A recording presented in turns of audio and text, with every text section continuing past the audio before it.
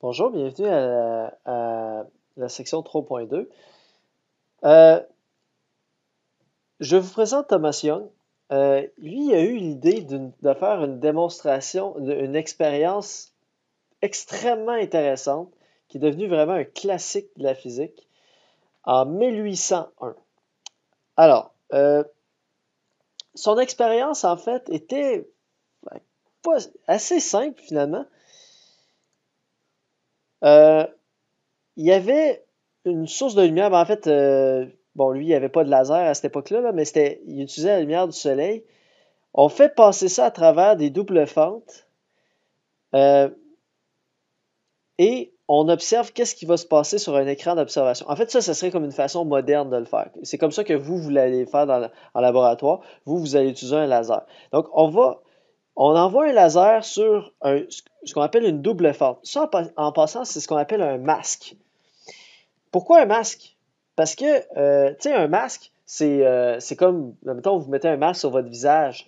Donc, vous êtes caché, c'est opaque, mais il y a seulement deux trous pour vos yeux. Hein? Bon, c'est la même chose ici. Donc, le masque est opaque à la lumière. Il y a juste deux fentes ici qui laissent passer la lumière. Okay? Donc, ça, on appelle ça un masque. Un masque à deux fentes. Ou un système de double fente. Ça veut dire la même chose. Et ici, derrière, on a un écran blanc et on se demande qu'est-ce qu'on va observer. Qu'est-ce que vous pensez qu'on va observer? Mettons qu'on envoie un laser rouge là-dedans. Qu'est-ce qu'on va observer? À quoi vous vous attendez? Ce serait quoi votre prédiction pour ce qu'on observerait? Moi, personnellement, ma prédiction, si j'avais pas fait le cours de physique avant, ça aurait été la chose suivante. Je me serais dit, ben, il y a la lumière qui va passer vis-à-vis de la fente ici, il y a la lumière qui va passer vis-à-vis de la fente ici. Fait que je m'attends, mettons, à avoir une ligne de lumière rouge vis-à-vis de la fente de gauche, une ligne de lumière rouge vis-à-vis de la fente de droite, puis c'est tout.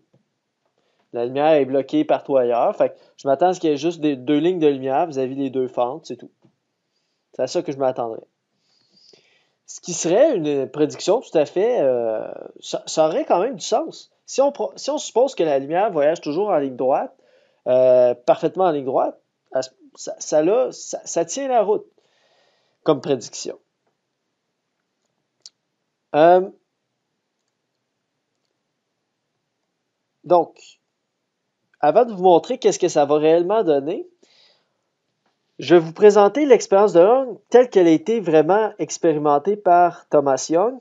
Donc, lui, il y avait la lumière du soleil ici. Donc, ici, ça représente les fronts d'onde. Ça arrive sur une première ouverture. Qu'est-ce que ça fait quand la lumière a une ouverture? Diffraction. On vient de voir ça à la section précédente.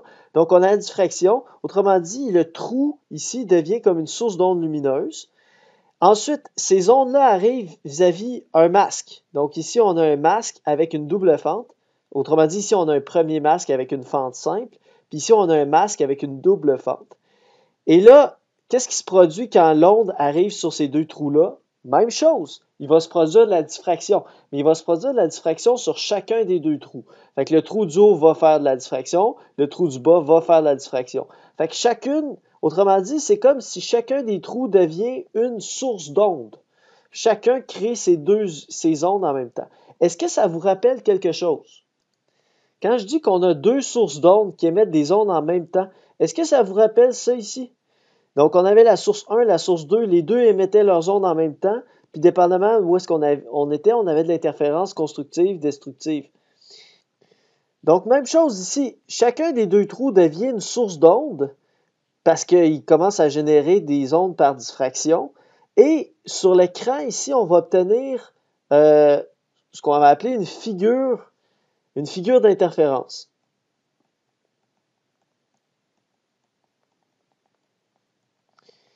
Donc, autrement dit, les ondes provenant des deux trous vont interférer ensemble et ça va donner lieu ici à la figure d'interférence. Donc, cette expérience sert à démontrer que les ondes lumineuses peuvent interférer entre elles et donc que la lumière peut être considérée comme une onde. Parce que si on a de l'interférence entre deux ondes, c'est que si on a de l'interférence, c'est qu'il s'agit d'ondes. On n'a pas le choix. Okay? C'est comme les ondes sur l'eau. Pourquoi ça crée de l'interférence? Parce que ce sont des ondes. Donc, autrement dit, si on a de l'interférence sur l'écran, c'est donc une preuve que c'est une onde. Parce que c'est seulement les ondes qui peuvent interférer. C'est seulement les ondes qui peuvent interférer. Donc, si ça interfère, ça veut dire logiquement que c'est une onde. Donc, on peut se servir de ça. Si on a de l'interférence sur l'écran, on va pouvoir se servir de ça pour démontrer que la lumière a un comportement ondulatoire, que la lumière agit comme une onde. Et c'est ça qui est capital. Donc ici, on a la lumière du soleil qui entre par le petit trou de gauche. En passant par le petit orifice, la lumière est diffractée une première fois. Ensuite, les fronts d'onde sont ensuite diffractés une deuxième fois par les deux trous ici du deuxième masque. Ces deux fentes peuvent donc être vues comme des sources d'ondes lumineuses. Les deux petits trous deviennent comme des sources d'ondes lumineuses. Et ce qui est très important, c'est que ces deux petits trous-là ici, ils émettent des ondes en phase.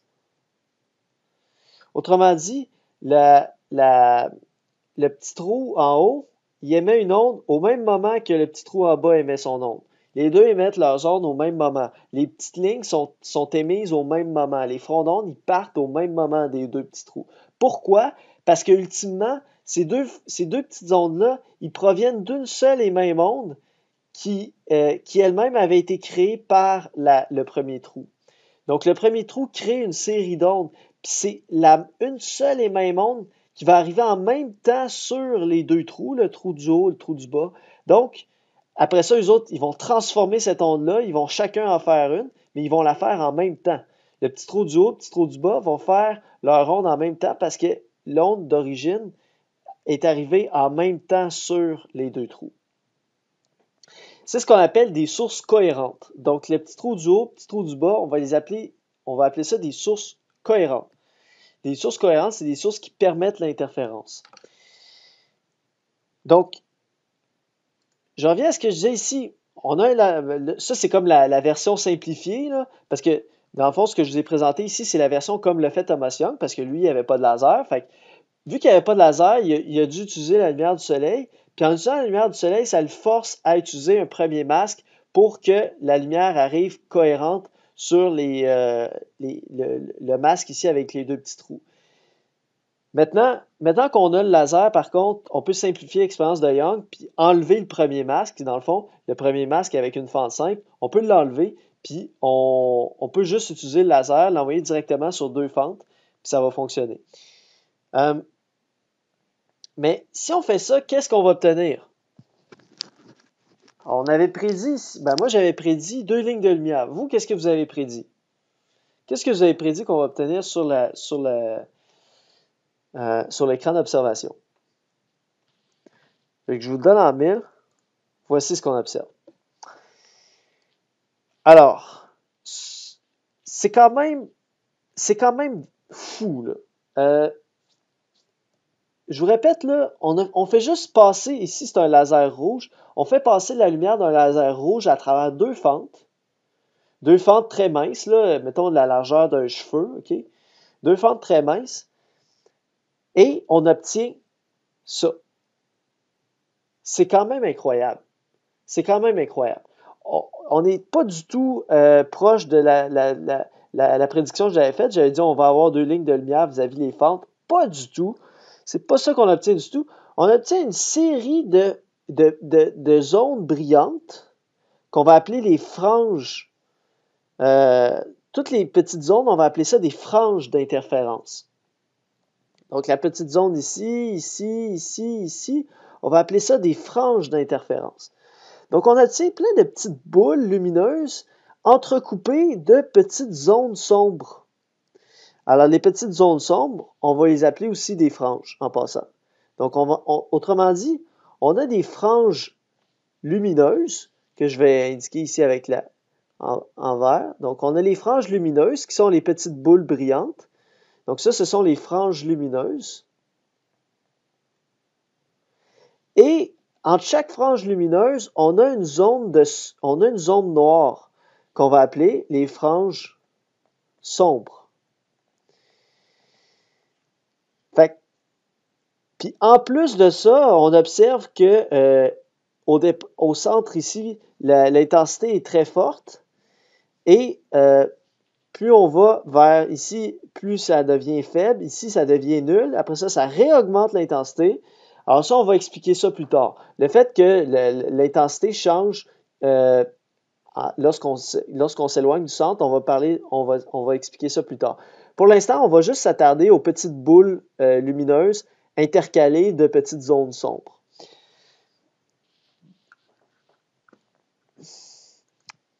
La question qui se pose naturellement, c'est pourquoi cette succession de zones brillantes et de zones sombres? Pourquoi cette succession de franges lumineuses et de franges sombres?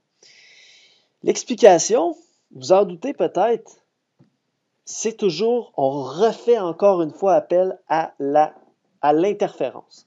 L'interférence, c'est vraiment le mot-clé du chapitre 3, je vous dis tout de suite, l'interférence.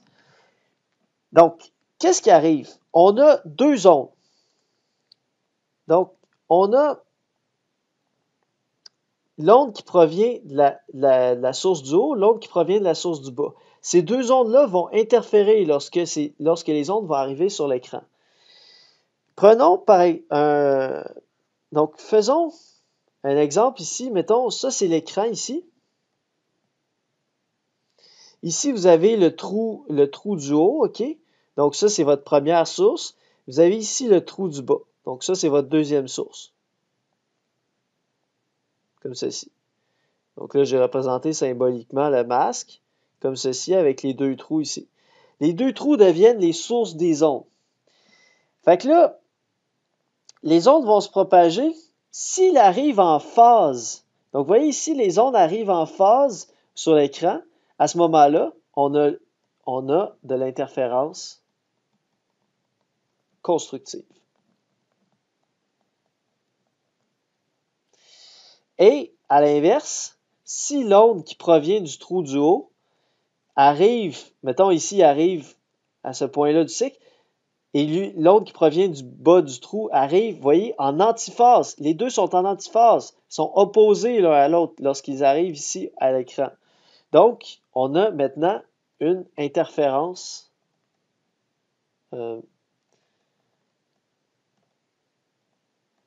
destructive. Donc, autrement dit, sur l'écran, il va y avoir une alternance d'interférences constructives et d'interférences destructives.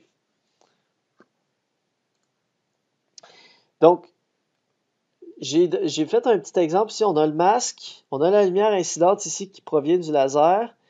Et là, regardez ce qui se produit. Regardons ce qui va se produire sur ce point-ci de l'écran. La lumière arrive. Ici, les deux rayons arrivent en phase. Donc, vu qu'on arrive en phase, on a une interférence constructive. Donc, on a une zone brillante. Par contre, si on est juste un petit peu en dessous, alors juste un petit peu en dessous, la différence de marge des deux rayons ne va pas être la même. Ce qui va faire en sorte que les deux ondes vont arriver en antiphase cette fois-ci.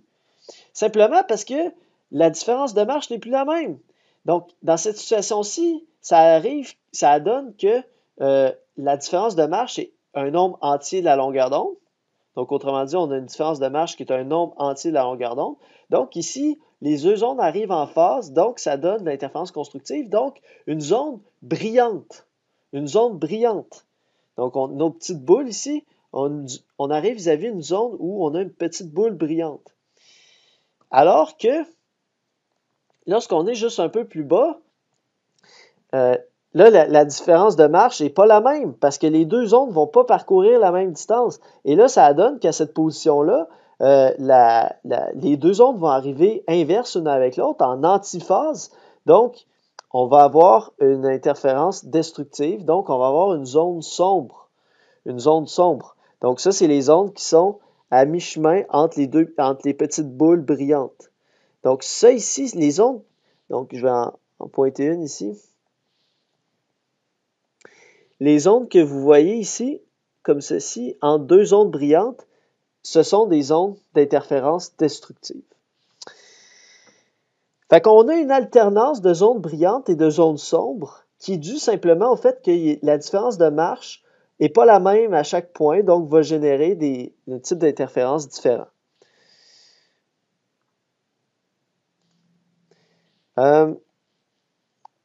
Sur l'écran, on observe une série de bandes brillantes et bandes sombres en alternance. On appelle ces bandes des franges d'interférence.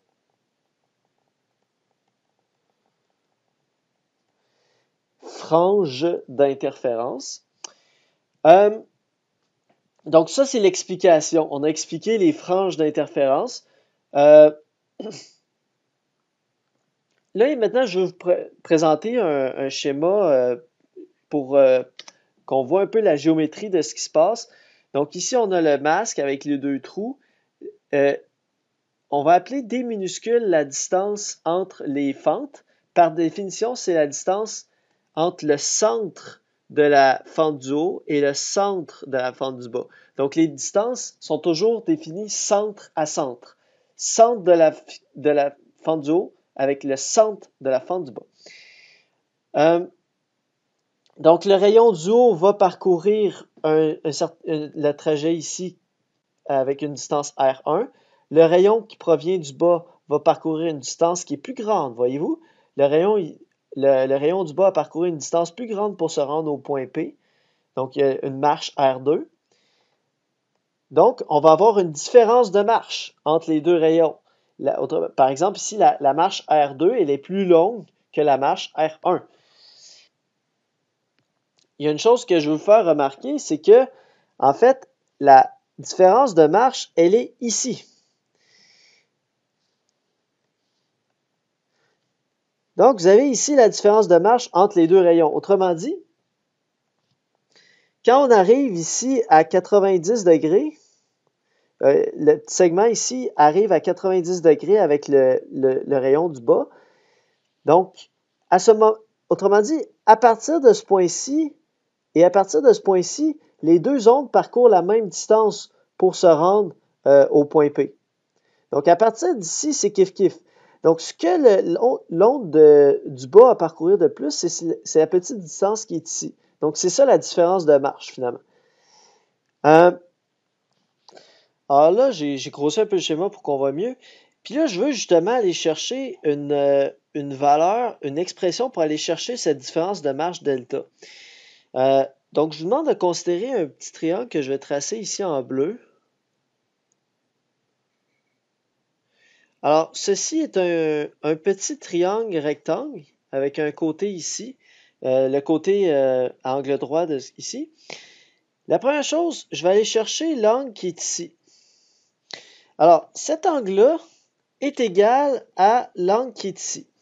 Pourquoi? Parce que ce sont des triangles, ce sont des angles alternes internes. Donc, on a une droite ici. Évidemment, le cran ici est parallèle aux fentes. Les deux sont verticales. Donc, autrement dit, cet angle et l'angle ici, ce sont des angles alternes internes. Donc, ils sont égaux. Maintenant, on peut aussi dire que l'angle que j'ai tracé ici est à peu près égal à l'angle à partir du pointillé. Vous voyez la subtilité par rapport à ce que j'ai dit? En fait, l'angle ici, il est égal à l'angle par rapport à la ligne rouge du bas. Ça, c'est rigoureusement égal. Par contre, je peux aussi aller jusqu'à la ligne pointillée ici, et là, je peux dire que l'angle est approximativement égal. Je vais appeler celui-ci alpha. Et je vais dire que celui-ci est approximativement égal à alpha. Ces deux angles-là sont approximativement égaux. Et là, on a la chose suivante. Je vous demande de considérer un triangle que je vais dessiner en vert.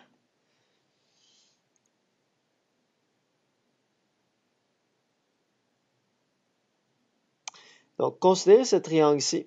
On a un angle droit ici. On a l'angle alpha ici. Donc, autrement dit, l'angle θ ici est complémentaire à l'angle alpha. Vous voyez ça? Donc, la somme de alpha et de θ doit donner 90 degrés parce qu'on a un triangle à angle droit. Donc, θ est complémentaire à l'angle alpha.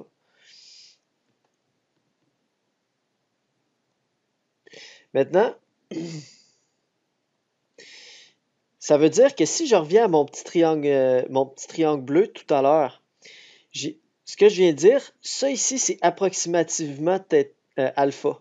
Ça veut dire que, voyez-vous que l'angle qui est ici, l'angle que j'ai au sommet ici, ben, il faut qu'il soit approximativement, c'est-à-dire ça va être l'angle complémentaire de l'angle qui est ici, parce que c'est un triangle rectangle lui aussi. Donc, autrement dit, euh, l'angle que j'ai au sommet ici, ça doit être l'angle complémentaire de l'angle qui est en bas ici. Donc, autrement dit, ça doit être approximativement θ. Parce que j'ai dit que l'angle complémentaire de alpha, c'était l'angle θ ici. Donc, autrement dit, l'angle qui est au sommet ici est approximativement égal à θ. Je vais l'expliquer d'une autre façon rapidement. Autrement dit, le triangle que j'ai tracé ici en bleu est approximativement un triangle semblable au triangle que j'ai tracé ici en bleu. Donc, les deux triangles sont approximativement des triangles semblables. Donc, les deux ont un angle droit et l'angle ici est approximativement égal à l'angle que j'ai ici au sommet. Approximativement. Je dis approximativement, pourquoi? Parce que si vous avez remarqué dans mon approximation, en fait, j'ai tenu compte comme quoi la ligne qui était dans le milieu ici en pointillé était parallèle à la ligne qui était en rouge ici en dessous. Ce qui est sur le dessin ici, vous allez dire, ben là, c'est une approximation grossière, ces deux lignes-là sont loin d'être parallèles. Vous avez raison que dans la situation qui est représentée sur le schéma ici, c'est vrai que les lignes sont loin d'être parallèles. Par contre, il faut considérer la chose suivante, c'est que ce dessin-là, il n'est pas à l'échelle de l'expérience de Young réellement. Autrement dit, si votre espacement entre votre masque et votre écran est réellement la distance ici, vos deux fentes devraient être beaucoup, beaucoup, beaucoup plus rapprochées que ça. Ici, on le représente en gros pour qu'on puisse bien voir le triangle. Mais en réalité, si je le trace un peu plus à l'échelle, ça aurait plus l'air de ça. Mes fentes sont ici, sont tout près l'une de l'autre. Ils peuvent être séparés de seulement quelques micromètres. L'espacement entre les deux fentes, ça peut être l'espace d'un cheveu. Et pour vous donner une idée. Et ensuite, l'espace entre le masque et votre écran, ça peut être plusieurs mètres. Fait que vos fentes sont extrêmement rapprochées l'une de l'autre par rapport à la distance qui les sépare de l'écran. Ce qui fait en sorte que la ligne qui était tracée ici dans le pointillé, puis la ligne rouge, ça devient pratiquement la même ligne. Donc, mettons que je trace euh, la ligne avec la fente, à partir de la fente du bas, ben, mettons, ça va être ça. Puis la ligne qui part à partir du milieu des fentes, ben, ça va être, mettons, ça. Fait que les deux lignes vont être pratiquement les mêmes, étant donné que vos deux fentes sont tellement proches par rapport à la distance qui sépare le masque des deux fentes. Donc, euh, autrement dit, si on trace ce schéma-là dans une échelle qui est plus authentique, la ligne rouge ici, en fait, les deux lignes rouges et la ligne pointillée, ils vont être pratiquement parallèles. Donc, de faire l'approximation que la ligne au milieu ici est parallèle à la ligne en bas et aussi parallèle à la ligne en haut, c'est une bonne approximation dans l'échelle réelle de cette expérience-là. Donc, tout ça, c'était juste pour démontrer en fait que l'angle qu'on a ici, l'angle θ, est à peu près égal à l'angle qu'on a ici. Donc ici, on a à peu près le même angle θ. Approximativement égal. Et ça nous permet de trouver une expression pour le delta, parce que le delta, c'est le côté ici en bas. Fait que ce qu'on va faire, c'est qu'on va utiliser un rapport trigonométrique. Dans le fond, si on se sert de l'angle θ qui est ici, ben le delta, c'est le côté opposé à mon côté delta. Donc, autrement dit, je peux aller utiliser un sinus. Je peux dire que le côté delta, c'est le côté opposé, donc c'est l'hypoténuse fois, autrement dit, hypoténuse fois sinus de θ. Mais l'hypoténuse ici, ça se trouve à être la distance entre les deux fentes, D. Donc, D fois sinus de θ. Donc, ça, c'est le résultat important que je voulais démontrer, là. Donc, c'est tout ça pour en arriver au fait que la différence de marche va approximativement être égale à d sin θ.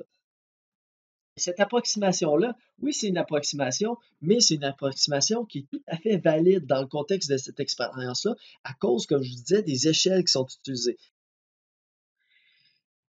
En passant, quand on parlait de l'angle θ, un petit ménage, quand on parlait de l'angle θ, ici, ça désignait, dans le fond, l'angle, en fait, c'est la position angulaire du point P. Le point P, ici, est un point quelconque sur l'écran.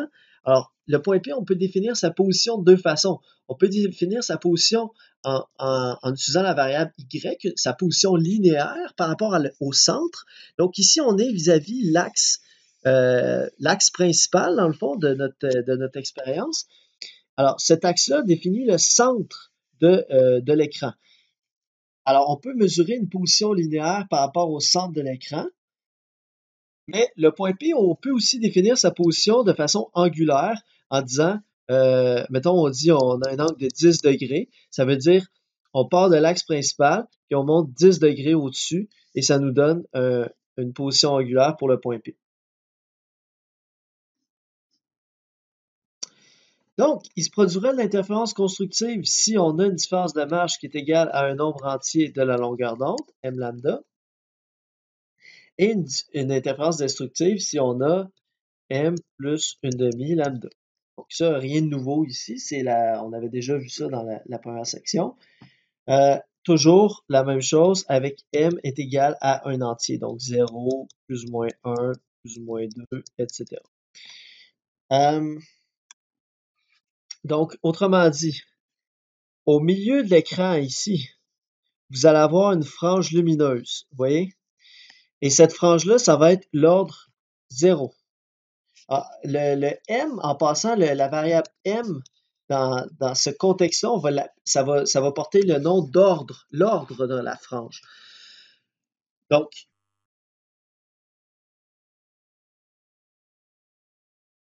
si vous mettez M égale 0 dans cette équation-là, ça va donner quoi? Ça va donner delta égale 0 fois la longueur d'onde, ça fait 0. Donc, ça fait une différence de marche égale 0. Dans quelle situation est-ce qu'on n'a aucune différence de marche? Autrement dit, dans quelle situation est-ce que les deux ondes parcourent exactement la même distance pour se rendre à l'écran? Ben, il y a un seul point où ce que la différence de marche est nulle.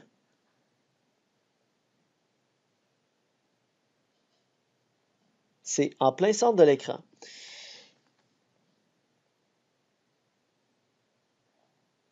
Donc ici, en plein centre de l'écran, les deux ondes vont devoir parcourir exactement la même distance, donc on va avoir une différence de marche égale à 0.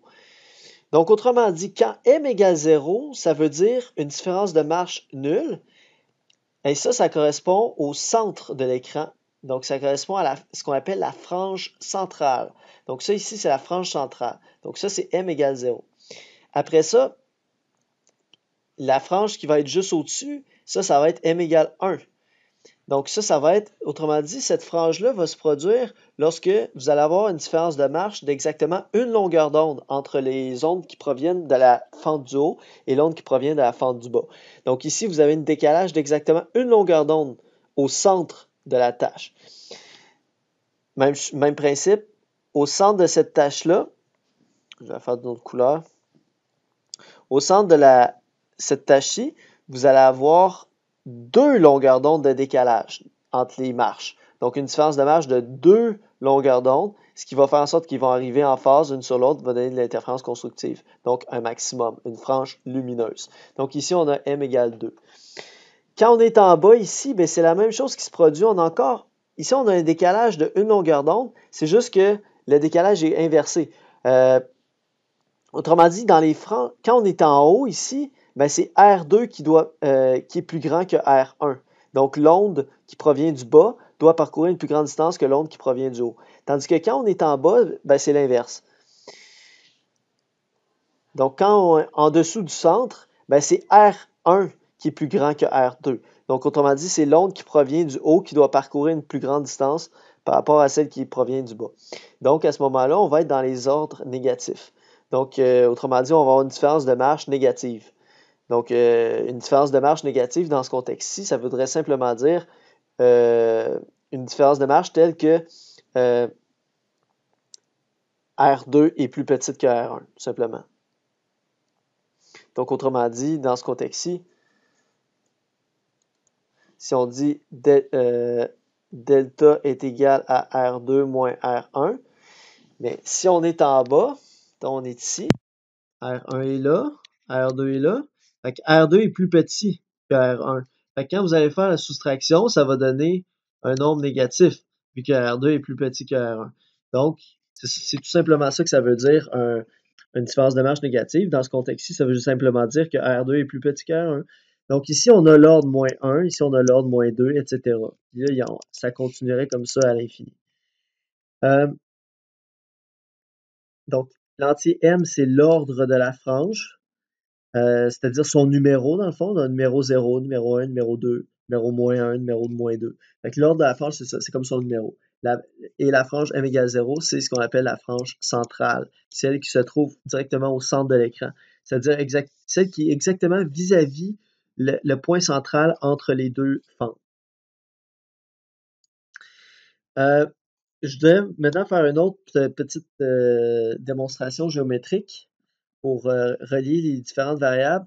Donc, on a la variable D, la distance entre les franges. On a la variable θ, la position angulaire du point considéré, un point quelconque P. Et on va définir la distance entre le masque et l'écran. On va définir ça comme étant la longueur L. Et toujours la distance Y, c'est la distance entre le point considéré et le centre de l'écran. Alors, on peut relier mathématiquement la variable Y, L et θ.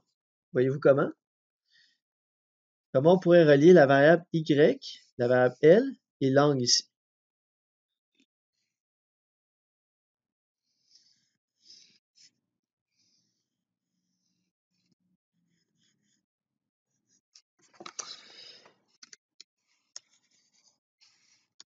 Donc, vous allez deviner, on a un angle droit. Donc, autrement dit, la tangente θ est égale à le côté opposé, qui est Y, sur le côté adjacent, qui est L. Donc, autrement dit, on peut dire que si on isole Y là-dedans, dans cette équation, ça fait Y égale L fois tangente de l'angle θ. En passant, il y a une autre approximation qu'on peut faire, c'est que lorsque la longueur, ici, la longueur du système est beaucoup plus grande que le Y, donc lorsque L est beaucoup plus, pardon, lorsque L est beaucoup plus grand que Y, on peut considérer que le sin de l'angle égale à peu près le tangente et à peu près égal à l'angle lui-même. Mais ça, c'est très important à condition que l'angle soit exprimé en radian. Si c'est en degrés, ça ne fonctionne pas. C'est seulement à condition que l'angle soit exprimé en rad. Si vous êtes sceptique de cette identité trigonométrique, je vais vous proposer la chose suivante. Prenez votre calculatrice, mettez-la en mode radian et calculez-moi le sinus de 0.001 rad. Je laisse quelques secondes, calculez-moi ça.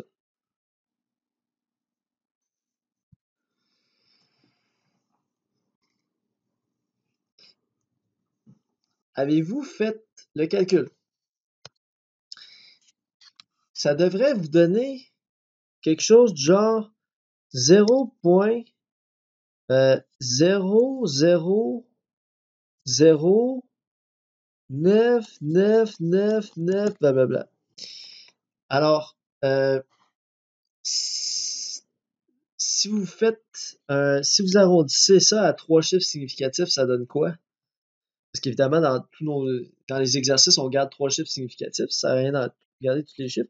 Donc, si on arrondit ça à 3 chiffres significatifs, ça fait quoi? 0.01. Voilà.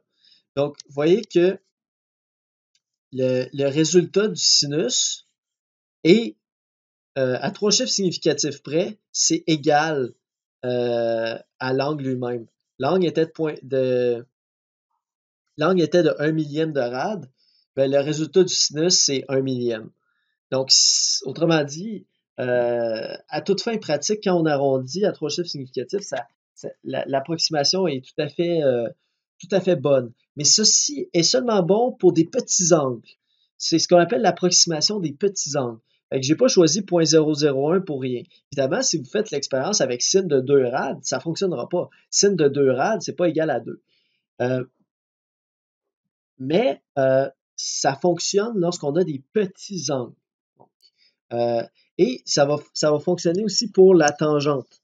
Donc, si vous faites la tangente de 0.001, faites-le.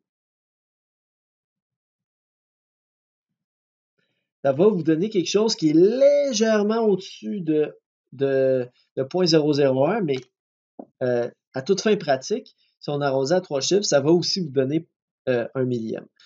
Donc, ceci est l'approximation des petits angles. Ça va nous simplifier la vie, en fait, dans nos problèmes mathématiques. C'est la raison pour laquelle on vous la présente, cette approximation-là. C'est pour vous simplifier la vie. C'est pas pour vous compliquer la vie, c'est pour vous simplifier la vie. Donc, autrement dit, on peut remplacer, lorsqu'on a un sinus d'un angle, on peut le remplacer par l'angle lui-même. Même quand on a la tangente d'un angle, on peut le remplacer par l'angle lui-même, à condition que l'angle soit en radian, lorsque l'angle est très petit. Et ce qui se passe, c'est que dans tous nos exercices, l'approximation des petits angles va être toujours utilisable parce que on utilise toujours, en fait, des petits angles. Donc, quand on considère les premières franges, donc admettons la première, la deuxième, la troisième, la quatrième, ben, on va se trouver en fait très proche ici. On va se trouver à quelques millimètres seulement de la position centrale. Donc, la position Y ici va être très petite. Vu qu'on va se tenir toujours dans les premières franges, parce que ça n'a aucun intérêt qu'on aille vers la millième frange, comme je vous dis. Puis en plus, la millième frange, c'est qu'elle devient extrêmement faible. Comme on a vu tout à l'heure, plus on s'éloigne, plus les franges deviennent faibles. Donc, en fait, ça n'aurait absolument aucun intérêt. Donc, on va toujours se rester proche du centre. Donc, finalement, on va toujours se rester seulement à quelques millimètres dans le fond du centre. Donc, la distance Y va toujours être très petite. Par contre, la distance L, elle va être significativement grande. Normalement, elle va être, elle va être au moins 1 mètre normalement, puis elle peut très bien être 10 mètres aussi. Donc, tu sais, autrement dit, le L va être de l'ordre du mètre, tandis que le Y va être de l'ordre du millimètre. Donc, le L va être, grosso modo, 3 ordres de grandeur plus grand que le Y. Ce qui fait en sorte que, étant donné que le L est beaucoup plus grand que le Y, à ce moment-là, l'angle θ est très petit. Donc, on peut utiliser l'approximation des petits angles. Si je fais un dessin un peu à l'échelle, donc ici, on a notre écran. Ici, on a mettons, la frange centrale, la première frange, la deuxième frange. Alors, vous voyez que l'angle que va sous-tendre, mettons, la deuxième frange, tu sais, je ne suis même pas capable de le faire correctement, mais vous voyez que ça va être un tout petit angle. Donc, l'approximation des petits angles est justifiée dans ce cas-ci. Je reviens ici. Pour qu'il puisse se produire de l'interférence, les deux sources et les deux fentes doivent être cohérentes. Autrement dit, c'est pas n'importe quelle. Si vous mettez deux lumières ensemble, ça va pas nécessairement donner lieu à l'interférence. Pour que ça donne lieu à l'interférence, les deux sources de lumière doivent être cohérentes. Deux sources cohérentes, ça veut dire quoi? D'abord que la différence de marche entre les deux sources doit être constante. La deuxième chose, c'est que les deux sources doivent émettre à la même fréquence. À la même fréquence, ou si vous voulez, à la même longueur d'onde. Donc, ça doit être, autrement dit, la même couleur. Vous ne pouvez pas avoir, mettons, une lumière bleue qui va interférer avec une lumière rouge. Ça ne fonctionnera pas. Donc, si les sources ne sont pas cohérentes, l'interférence ne sera pas stable et ils ne pourront pas observer de figure d'interférence. Il n'y aura pas de frange. Mais pour avoir, en fait, des sources cohérentes, vous avez simplement à prendre vos deux trous et envoyer un laser. Le laser, c'est de la lumière cohérente. Donc, vous allez avoir, les conditions vont être remplies et vous allez pouvoir avoir une belle figure d'interférence sur votre écran. On va prendre une pause à ce stade-ci et au retour, on va attaquer le premier exemple.